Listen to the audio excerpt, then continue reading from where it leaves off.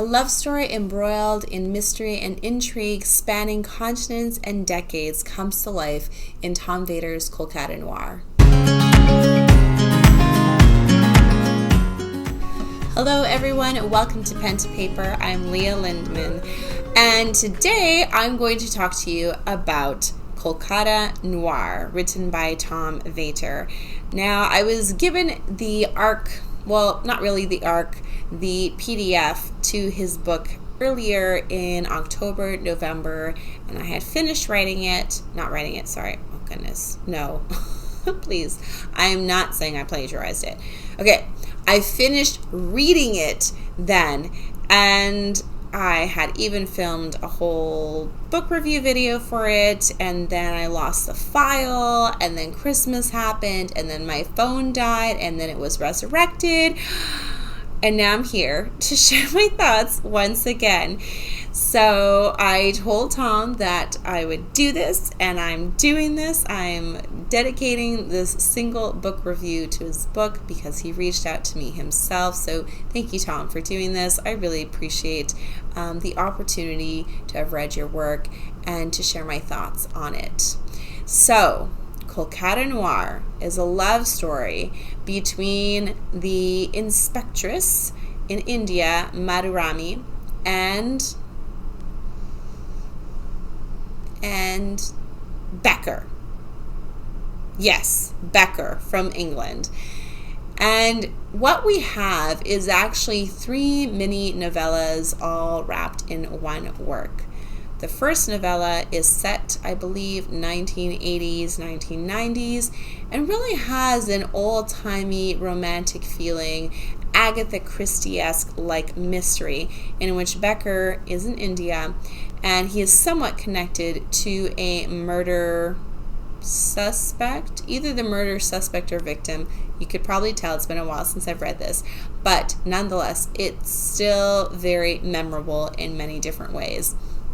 And so he is approached by Madhurami as basically someone who can aid in her investigation. He is from England, she is from India. There's a huge culture difference and a wide divide in the types of lives that they lead. And yes, the mystery is solved, but there is this connection that they both feel toward each other, but it's never acted upon because Becker flies back to England and Madhurami stays in India.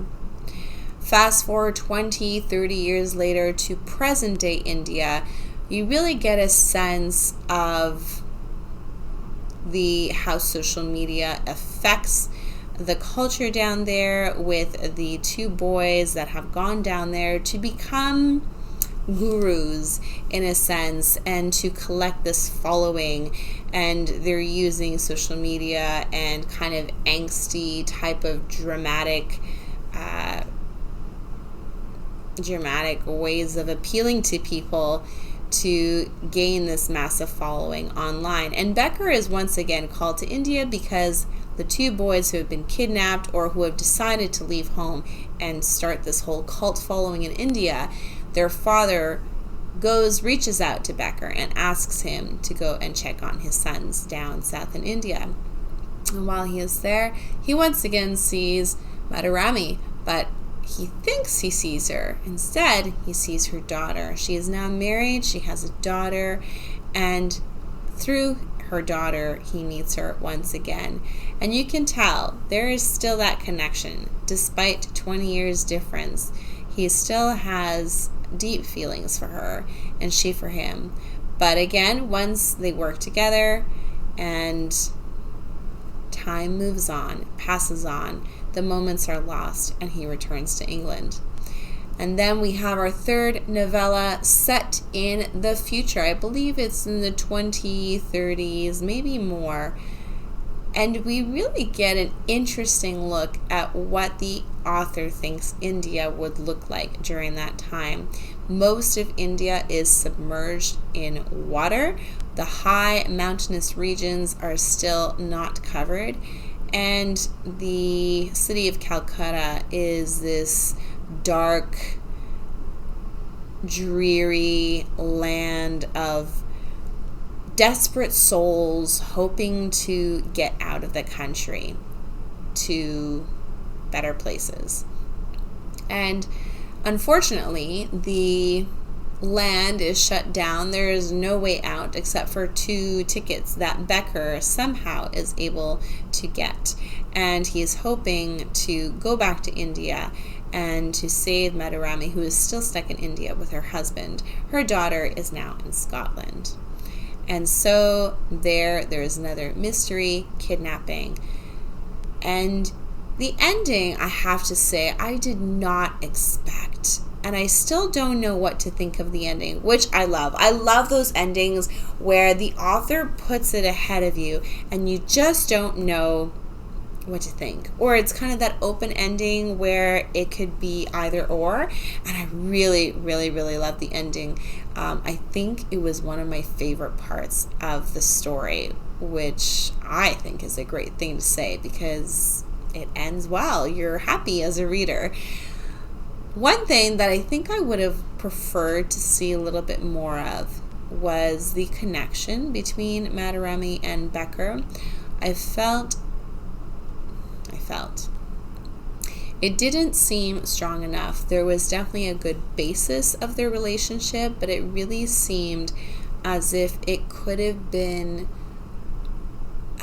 explored in a deeper way that made you feel a little bit more for their connection and for the fact that they couldn't really act on their love for each other because of their circumstances.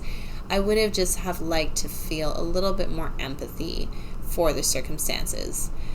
One of the greatest highlights of this book was the deep storytelling and the beautiful way that the author really highlights the culture and the colors and the sounds. I was reading it and I felt like I was in India. Now, I can't really tell you that what I felt was the truth because I've never been to India. I've kind of only seen what I've seen in movies and from what I've heard of friends who have gone to India. But it was such a beautiful, poetic way of showing the beauty of India. And as I said, all 3 novellas, all 3 eras felt really different. They had their own feel to it, and I would say the stories were pretty strong in themselves.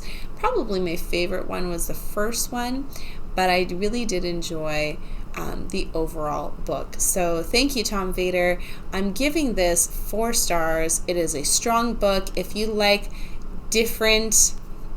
highlighting different cultures, this book is definitely a must read. And I really did enjoy the fact that it was one story, but 3 mini parts put together. It was quite fascinating. So that is my single book review for Kolkata Noir by Tom Vater. Go ahead and check it out. Send him your love and tell me. I would love to go to India one day, see it in person. What place, what country would you love to visit one day?